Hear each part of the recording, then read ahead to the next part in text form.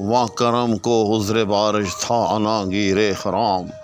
گریہ سے یا پنبہ بالش کفے سیلاب تھا۔ السلام علیکم ناظرین، آج غالب کا ایک اور جوہر پارہ آپ کی خدمت میں لے کر حاضر ہوں، جس میں میں سمجھتا ہوں کہ تخیل کی وہ پرواز دکھائی گئی ہے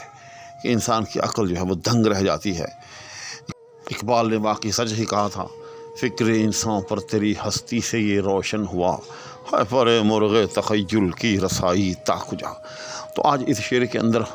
آپ بھی یقین جانیے کہ مان جائیں گے کہ واقعی غالب جیسی پر مرغ تخیل کی پرواز جو ہے کسی اور کے ہاں دیکھنا بہت مشکل ہے۔ تو آئیں بلا تاخیر ویڈیو شروع کرتے ہیں، لیکن اس سے پہلے ہمیشہ کی طرح آپ سے یہ التماس ہے، اگر کوئی صاحب چینل پر نئے ہو تو براہ مہربانی چینل کو سبسکرائب ضرور کر دیں، ساتھ میں موجود بیل آئیکن کو بھی پریس کر دیں، شکریہ۔ تو آج کا شعر ہے، یہ غزل پہلے سے چل رہی ہے، یہ اس کا دوسرا شعر ہے۔ واں کرم کو عذر بارش تھا انا گیرے خرام۔ اس پوری غزل کے اندر غالب جو ہے وہ اپنے احوال کا اور محبوب یا معشوق کے احوال کا تقابل کر رہے ہیں۔ تو اسی تقابل میں یہ شعر آیا۔ غالب کہتے ہیں کہ واں کرم کو عذر بارش تھا انا گیرے خرام، کہ ادھر محبوب کی طرف کیا حال تھے، کیا حالات تھے کہ وہاں بارش ہو رہی تھی، اور بارش کی وجہ سے محبوب جو تھا وہ گھر سے نکلنے سے قاصر تھا۔ وہاں کرم کو عذر بارش تھا انا گیرے خرام، اس ترکیب کو سمجھیں آپ۔ خرام کہتے ہیں چلنا، جیسے خرامہ خرامہ۔ انان کہتے ہیں باغ کو، جس طرح سے کسی بھی جانور کی باغ ہوتی ہے۔ تو انا گیر کہتے ہیں جس نے باغ کو، یعنی گھوڑے کی باغ کو پکڑ رکھا ہو۔ اب اگر باغ کو کوئی لے کر چلنا چاہے تو چل بھی سکتا ہے، اور اگر پکڑ کر رکنا چاہے تو رک بھی سکتا ہے۔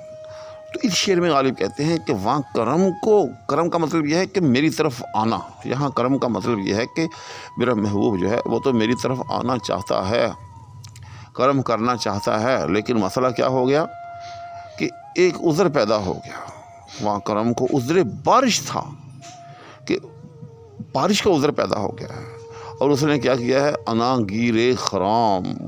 اس کی جو رفتار ہے، اس کا جو چلنا ہے، اس کو اس نے روک لیا ہے، اس کی اس نے جو ہے باغ ڈور پکڑ لی ہے۔ تو آسان لفظوں میں اس مصرع کا مفہوم کیا ہوا کہ محبوب آنا تو چاہتا ہے، لیکن کوئی ہلکی پھلکی بارش جو ہے وہاں شروع ہو گئی ہے، چنانچہ اس نے وہ بارش کا جو ہے بہانہ بنا لیا ہے،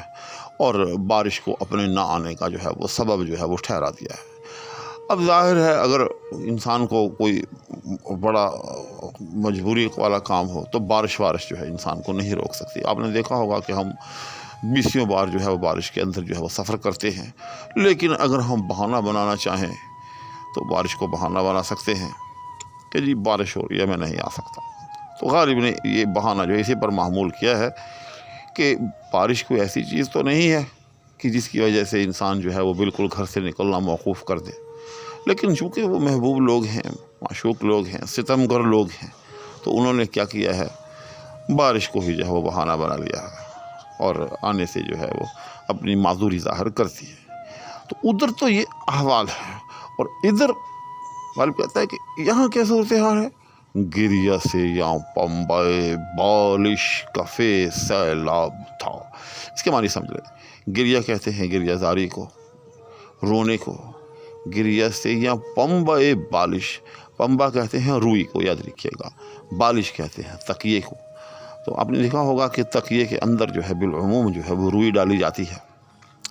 تو پنبہ بالش یعنی تکیے کے اندر جو روئی ہے۔ اس کے بعد کفے سیلاب، سیلاب تو آپ کو معلوم ہی ہے، طوفان یا سیلاب، اور کف کہتے ہیں اس کے اوپر جو جھاگ آ جاتی ہے۔ آپ نے دیکھا ہوگا کہ جب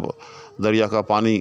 جوش میں رواں دواں ہو تو اس کے اوپر جو ہے وہ جھاگ جو ہے وہ الگ سے جو ہے سفید رنگ کا تیرتا ہوا نظر آ رہا ہوتا ہے۔ تو اب غالب نے کیا کیا ہے، اپنے پر مرغ تخیل کی وہ پرواز دکھائی ہے، وہ پرواز دکھائی ہے کہ انسان کی عقل دنگ رہ جاتی ہے۔ وہ جو اہل معانی نے بیان کے اندر درجہ بندی کی ہوئی ہے کہ یہ مبالغہ کی حد ہے، اور یہ غلو کی حد ہے، اور یہ اغراق کی حد ہے، تو غالب نے یوں کہیں آپ کے ایک جست کے اندر، اس مصرے کے اندر ساری حدیں جو ہیں وہ پار کرتی ہیں۔ بلکہ کوئی اس سے آگے کی بھی اگر کوئی حد ہوتی تو وہ بھی جو ہے اس میں ہمیں عبور نظر آتی ہے۔ تو مصرعے کا آپ مطلب سمجھیں، آپ خود کہیں گے کہ واقعی ایسا ہوا ہے۔ اب کہتے ہیں کہ اس طرف تو معشوق کا تو یہ حال ہے کہ ہلکی پھلکی بارش کو بہانہ بنا کر اس نے آنے کا ارادہ، کرم فرمائی کا ارادہ جو ہے وہ موقوف کر دیا ہے، اور ادھر جب سے یہ خبر پہنچی ہے کہ وہ تشریف نہیں لا رہے تو یہاں وہ گریہ زاری کا طوفان آیا ہے۔ اتنے آنسو میری آنکھوں سے جو ہیں وہ نکلے ہیں، میں اتنی شدت سے رویا ہوں کہ میرے رونے سے جو ہے ایک طوفان آ گیا، طوفان، اور طوفان بھی کیسا، کوئی عام طوفان نہیں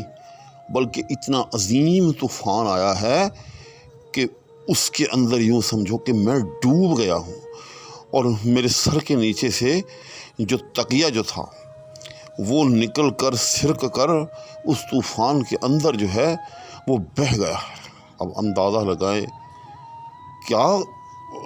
اغراق اور کیا مبالغہ اور کیا غلو ہے نا، ساری حدیں پار ہو گئی۔ چنانچہ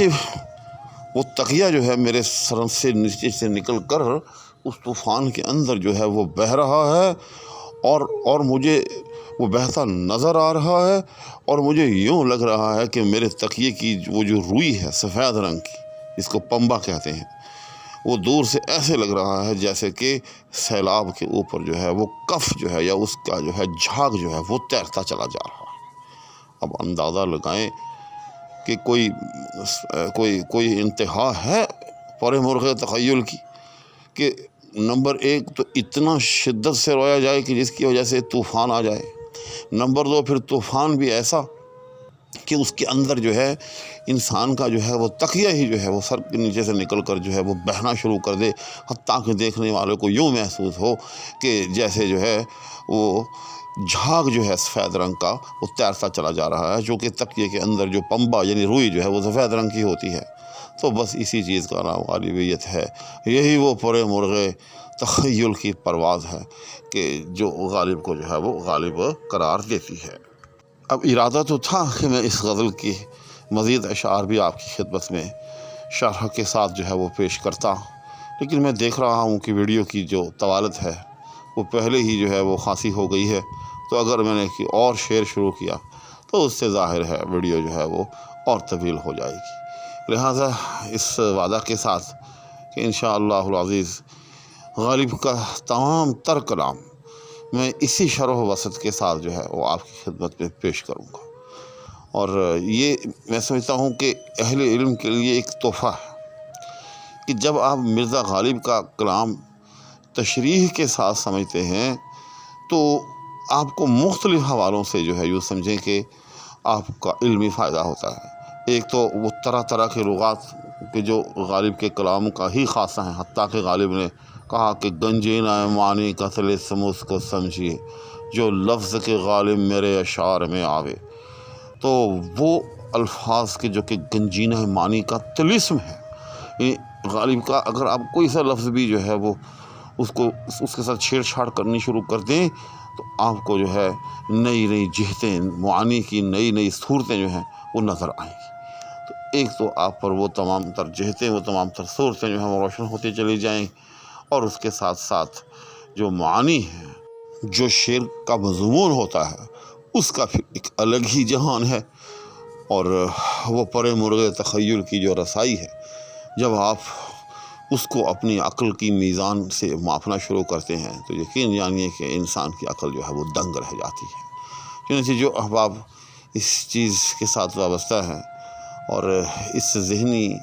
اور مبنی و سخن مشق جو ہے اس کو کرنا چاہتے ہیں تو پھر وہ میرے ساتھ شامل ہو جائیں، اس چینل پر جو ہے مستقل طور پر آ جائیں، اس کو سبسکرائب بھی کریں، احباب کے ساتھ بھی اس کو شیئر کریں، تو اس طرح سے ہمارا یہ سفر جو ہے وہ چلتا رہے گا۔ اس دعا کے ہمراہ کہ اللہ جل شانہ ہم سب کو اپنی عافیت میں رکھے، اور آپ سے مزید دعاؤں کی درخواست کے ہمراہ اجازت چاہوں۔ اللہ حافظ۔